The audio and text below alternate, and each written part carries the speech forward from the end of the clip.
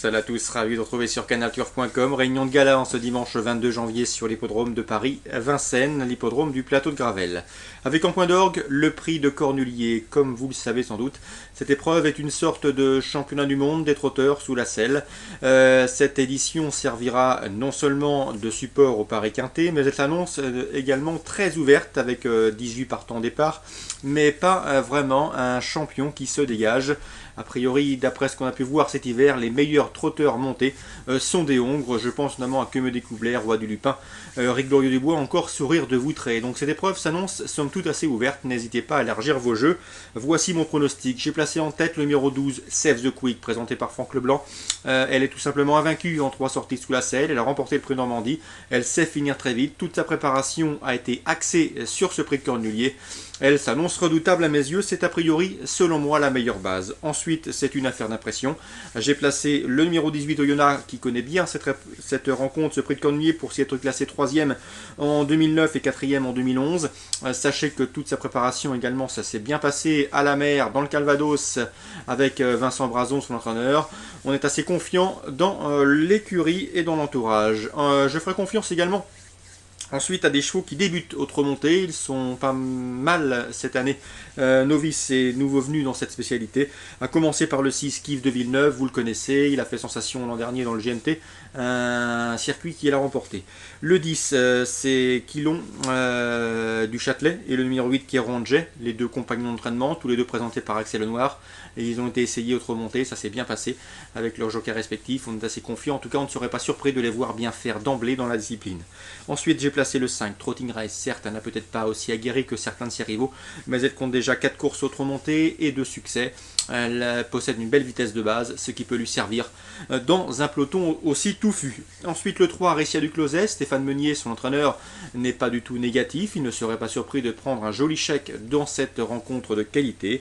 Et j'ai fait, après avoir hésité entre Robaldi et Paris-au-Fort, j'ai finalement opté pour Paris-au-Fort, un cheval qui compte déjà une victoire en 6 prestations sous la selle, puisque Robaldi possède certes les meilleurs titres, et en tout cas l'un des plus titrés du peloton.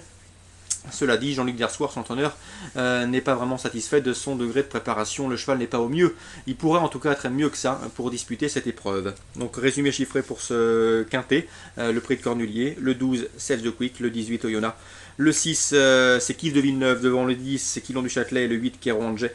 Le 5, Trotting Race. Le 3, Récia du Closet. Et pourquoi pas le 15, Paris-au-Fort. Concernant ce programme de Vincennes, nous avons une belle épreuve également dans la 6e. Le prix Camille de Vazières. Un groupe 3 pour des trotteurs sous la selle également, mais des 4 ans, avec le 606 Utoki. Il a remporté le prix de Vincennes sur 2700 mètres. Il va s'essayer cette fois-ci sur plus court, 2175 mètres. À mon avis, il est meilleur sur plus long, mais le style de son succès dans le prix de Vincennes l'autorise à confirmer et répéter. L'opposition, pourquoi pas le 603 ? Un rendez-vous qui est l'auteur et qui a été l'auteur de débuts victorieux et séduisants dans la discipline. Je me méfie également du 604 Ultramarino, un fils de notre Diesterbe taillé pour réussir dans cette discipline.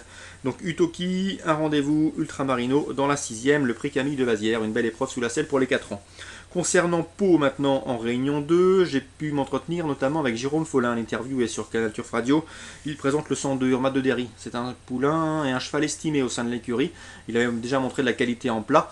Et il a bien débuté en S, se classe en 3e. Ici, on en attend un bon résultat. L'opposition, sans doute le 3, Unsan de Lys, estimé également par Jean-Luc Guillochon et auteur de bons débuts en haie. Attention également au 113 Unicité, présenté par Emmanuel Clayeux, lequel réalise un excellent meeting hivernal sur l'hippodrome de Pau. Donc le 2, le 3 et le 13 dans la première, Réunion 2 à Pau. Dans la troisième, encore Jérôme Follin qui présente le 301 Pouf de Rire, un cheval qui est confirmé sur le cross palois. Certes, ici, il est chargé, mais d'après Jérôme Follin, sa place est logiquement à l'arrivée, sans doute premier ou deuxième. Il redoute, lui, essentiellement Onde de Choc, le 302, Onde de Choc, qui sera, d'après lui, sa principale rivale. 301, 302, 302, 301. On termine par le 125e Grand Prix de Pau, c'est la 6e, l'un des temps forts au pied des Pyrénées, avec la présence du champion Ruby Ball, le 601. Sachez qu'il a remporté ce Grand Prix de Pau en 2010, qu'il a également réalisé un doublé dans le prix La Jousselin à Auteuil, un groupe 1, et qu'il a terminé 2e du Grand Steeplechase de Paris, de sacrée référence. Un cheval qui n'a pratiquement jamais déçu sur l'hippodrome de Pau. Il reste d'ailleurs sur un succès sur cet hippodrome. Une nouvelle fois, il s'annonce comme le cheval à battre, le 601 Ruby Ball. ses opposants pour d'éventuels trios et jumelés. Je pense aux 3 Berryville, lauréat de cette course l'an dernier, mais également en 2009. Il reste sur une chute, mais il ne s'en ressent pas. Il faut le racheter en confiance. Attention également au 605 sur Jontivola. Troisième de la course préparatoire. Ce jour-là, on l'a respecté. Il n'a fait que la ligne droite. Et ce, dans un style plaisant. Attention à lui, il sera plus dangereux et monter plus offensif cette fois-ci.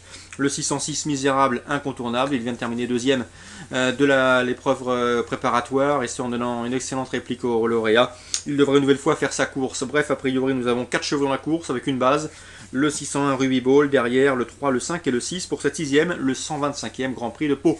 Voilà, programme chargé donc en ce dimanche 22 sur l'hippodrome de Vincennes, mais également à Pau. Je vous souhaite de très bons jeux à tous, un bon dimanche et à très bientôt sur Direct Course.